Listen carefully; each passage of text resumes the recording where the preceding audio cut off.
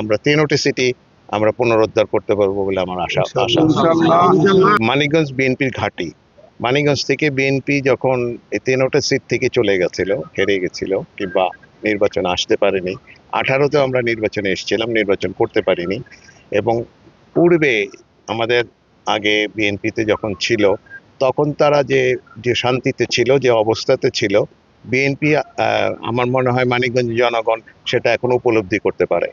তারা আবার সেই আগের দিনের অবস্থায় ফিরে যেতে চায়। তারা শান্তি চায়, শুধু উন্নয়নের ব্যাপারটাই না, তারা ঘরে নিশ্চিন্তে ঘুমাতে চায়। সেই নিশ্চয়তা আমরা বিএনপি দিতে পারি বলেই আমাদের পেছনে লোক আছে, এবং আমরা তেনোটে সিটি আমরা পুনরুদ্ধার করতে পারবো বলে আমার আশা।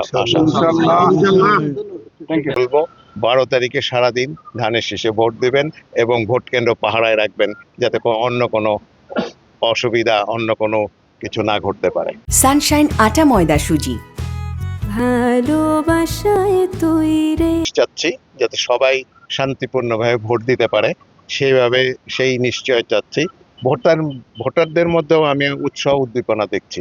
তারা অনেক দিন পর, দীর্ঘদিন ভোট না দেওয়ার পর যে ভোট দিতে পারবে, এই আশায় তারা উৎসব মুখর পরিস্থিতি আশা করছে। নদী ভাঙ্গন লোকের পাশে এসেছি তাদের অবস্থা দেখতে এবং তাদের সাথে কথা বলতে।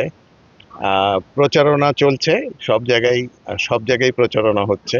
ইনশাল্লাহ সামনে 12 তারিখে আমরা ধানের শীষে বিজয় নিয়ে ঘরে ফিরবো। দেখেছি পদ্মার ভাঙ্গন, আমি দেখেছি তাদের কষ্ট এবং তাদের সাথে আছি। আমরা এটা নিয়ে কাজ করব।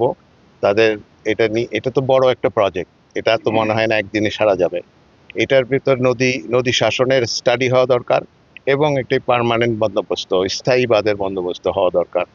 এই বিষয়ে আমি, এবং যদি বিএনপি ক্ষমতায় আসে তাহলে আমার দল এ নিয়ে নিশ্চয়ই কাজ করবে।